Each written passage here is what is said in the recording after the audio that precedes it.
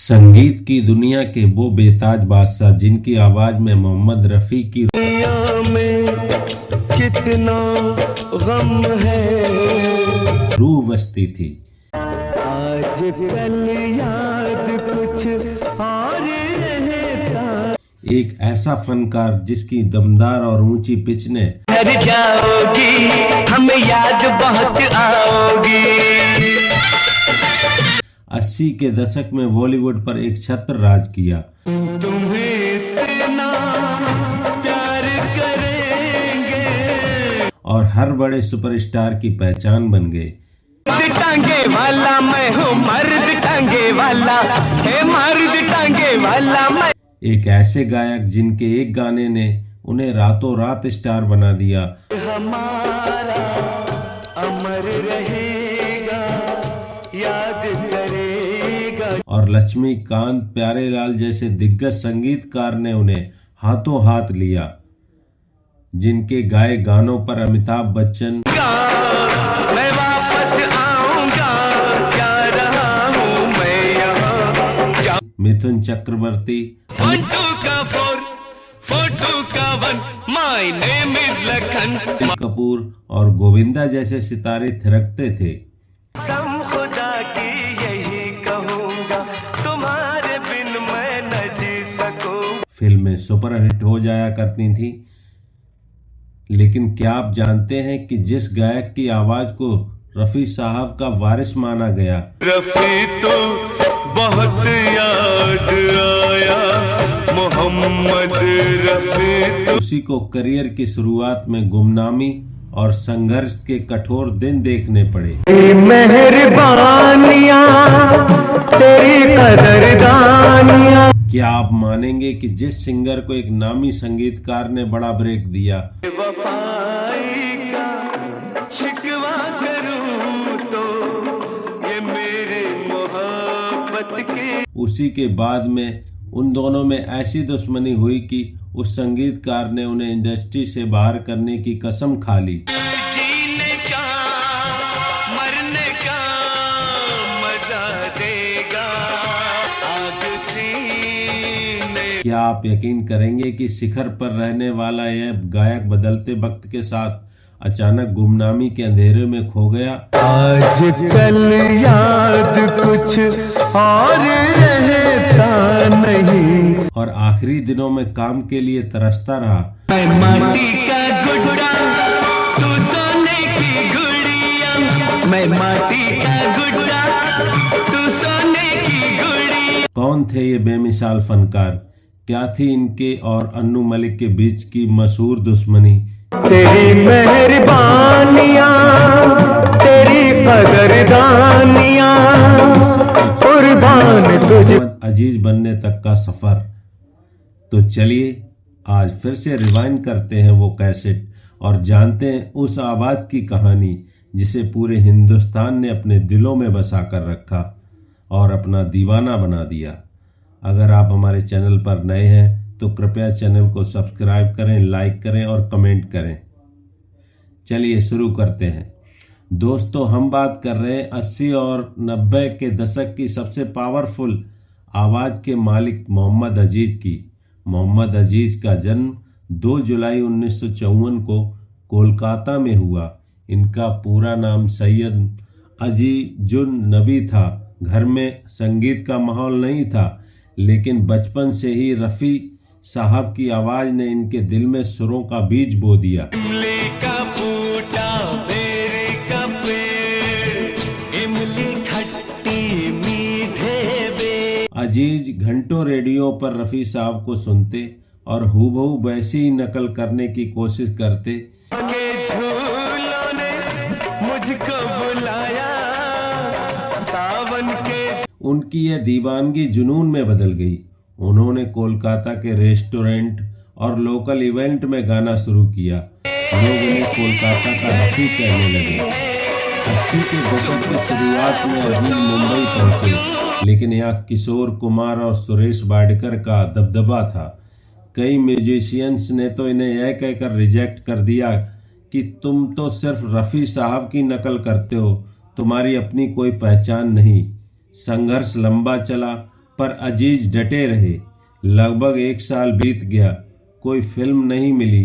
थक हार कर मोहम्मद अजीज वापस कोलकाता लौट आए, पर घर पहुँचे तो भाई बहन भूख और गरीबी से कमज़ोर हो चुके थे। उस दिन उन्होंने कसम खाई कि अब बिना नाम बनाए घर नहीं लौटूंगा। अगले ही दिन फिर चल पड़े मुंबई वापस। अभी उनकी मुलाकात संगीतकार अन्नू मलिक से हुई। अन्नू मलिक को उनकी आवाज़ की रेंज बहुत पसंद आई और 1984 में और 1984 में फिल्म अंबर में पहला ब्रेक दिया। गाना ऐ वतन वालों ये फिल्म फ्लॉप हो गई और अजीज वहीं के वहीं रह गए। किस्मत का दरवाजा तब खुला जब शोमैन मनमोहन देसाई अपनी फिल्म मर्द के लिए एक दमदार आवाज़ ढूंढ रहे थे। अन्नू मलिक के सुझाव पर अजीज का वॉइस टेस्ट हुआ। जैसे ही उन्होंने गाया, मैं हूँ मर्द टांगे वाला, मैं हूँ मर्द टांगे वाला, हे मर्द टांगे वाला मैं। मनमोहन देसाई अपनी कुर्सी से उछल पड़े। फिल्म रिलीज हुई, गाना सुपरहिट हुआ और अजीज रातों रात स्टार बन गए। लक्ष्मीकांत प्यारेलाल भी मोहम्मद रफ़ी के बहुत बड़े प्रशंसक थे। रफ़ी साहब के जाने के बाद इंडस्ट्री में एक खालीपन महसूस होता था, लेकिन जब उन्होंने अजीज की आवाज़ सुनी तो उन्हें वो खोया हुआ हीरा मिल गया। इसके बाद लक्ष्मीकांत प्यारेलाल ने उन्हें अपना लीड सिंगर बना लिया और अपनी फिल्मों में संगीत के लिए साइन कर लिया। इसमें सुपरहिट फिल्में उन्होंने दी, नगीना, कर्मा, राम लखन, त्रिदेव, खुद गर्ज। हिट गानों की जैसे बाढ़ आ गई। जिएंगे और मरेंगे ऐ वतन तेरे लिए। ऐ मेरे वतन से लेकर माई नेम इज लखन तक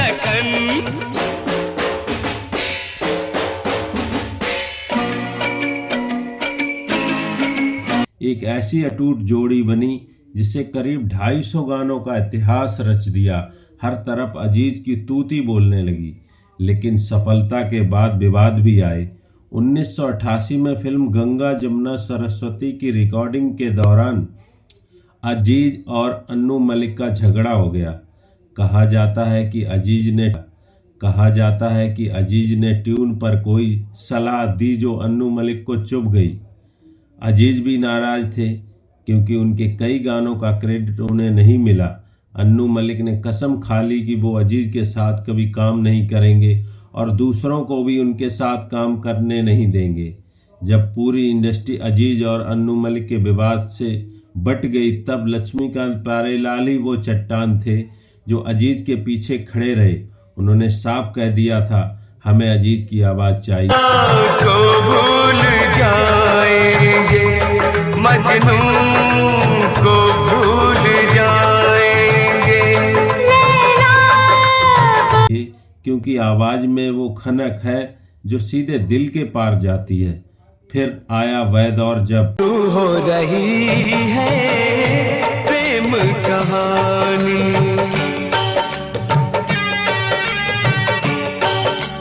1990 में आस्की फिल्म आई और बॉलीवुड में संगीत का मिजाज ही बदल गया। अब ऊंची पिच की जगह कुमार सानू और उदित नारायण की मखमली आवाज़ों ने ले ली। और क्या चाहिए, शाम भी खूब है पास। अजीज की दमदार आवाज़ को शोर कहा जाने लगा। कल तक जो संगीतकार घर के बाहर लाइन लगाकर खड़े रहते थे, अजीज अब कतराने लगे। अजीज ने बाद में दर्द बयां किया, दुनिया में कितना गम है, मेरा गम कितना कि कैसे इंडस्ट्री की लॉबी और गुटबाजी ने उनका करियर खत्म कर दिया है। वह किसी के ऑफिस जाकर काम मांगना पसंद नहीं करते। 20,000 से ज़्यादा गाने, 450 फिल्में, कई भाषाओं में, हिंदी के अलावा बंगाली, उड़िया, असमिया, तमिल, तेलुगु, कन्नड़, पंजाबी और भोजपुरी जैसी भारतीय भाषाओं में गाए गानों ने समा बांध के रख दिया। लेकिन 80 और 90 के तेरे नाम के सहारे बेदम में आएगा दम परवरदिगार आलम। लेकिन 80 और 90 के दशक में उन्होंने ऐसे सुपरहिट गाने दिए कि दूर दूर तक कोई सिंगर उनके मुकाबले में नहीं था। ऐ मेरे दोस्त लौट के आजा। मगर दिल में एक कसक जरूर थी, इतने हिट्स देने के बाद भी उन्हें कभी फिल्म फेयर अवार्ड नहीं मिला। 2 बार Filmfare nomination, 1989 Ram Lakhan के लिए और 1992 दयावान के लिए, लेकिन पुरस्कार उन्हें नहीं मिला। लेकिन अजीज साहब का दिल बहुत बड़ा था, उन्होंने कभी अफसोस नहीं जताया कि उनका बस एक ही कहना था, अवार्ड से क्या होता, लोगों का प्यार ही तो मेरा असली इनाम है। बॉलीवुड में काम कम हुआ तो अजीज ने हार नहीं मानी। उन्होंने स्टेज शो और क्षेत्रीय भाषाओं खासकर उड़िया में गाना जारी रखा। कहते हैं ना, उन्होंने कहा संगीत ही मेरी इबादत है और आखिरी सांस तक गाऊंगा। 27 नवंबर 2018 को कोलकाता में एक शो करके मुंबई लौटते वक्त उन्हें हार्ट अटैक आया और संगीत का यह बेताज बादशाह हमेशा के लिए दुनिया से खामोश हो गया। मोहम्मद अजीज अब हमारे बीच में नहीं है, लेकिन उनकी आवाज़ माई नेम इज लखन की मस्ती और ऐ मेरे वतन के लिए उनके जज्बे में हमेशा जिंदा रहेगी। आप लोगों को मोहम्मद अजीज का कौन सा गाना पसंद हमारा अमर रहेगा, याद करेगा जहां। पसंद आता है तो प्लीज़ लाइक करें और कमेंट में बताएं। थैंक यू, शुभ रात्रि, धन्यवाद, जय हिंद।